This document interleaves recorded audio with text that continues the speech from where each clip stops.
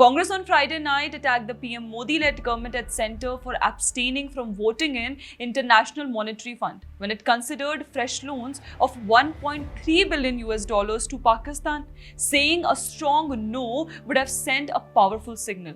India has strongly opposed an IMF loan to Pakistan, citing concerns over the country's poor reform record and potential misuse of funds for cross-border terrorism. India abstained from voting at the IMF meeting and highlighted Pakistan military's control over the economy. But Congress leaders did not waste a minute in politicizing the matter, at least going into the technicalities of such votes in the IMF. Congress leader Jairam Ramesh was writing on X that on April 29th, the INC had demanded that India vote against the IMF loan to Pakistan, which was considered today by its executive vote. India has only abstained from the vote. The Modi government has chickened out. A strong no would have sent a powerful signal.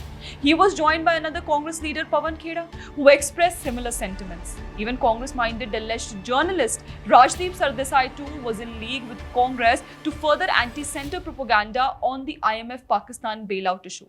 But what Congress forgets that IMF rules does not permit a no vote, and you can at the most abstain. But Congress seems not to understand even this basic thing. Congress has been in power in India for decades and must be knowing about each and every detail about the voting in IMF and its other workings. But the grand old party every now and then looks for an opportunity to oppose the Modi government.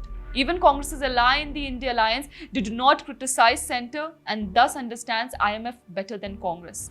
Limiting himself to questioning IMF benevolence, senior National Conference leader and Jammu and Kashmir Chief Minister Omar Abdullah on Saturday hit out at the IMF for granting $1 billion US loan to Pakistan, saying the global financial organization was essentially reimbursing Islamabad for the ammunition used to devastate border areas of the Union territory.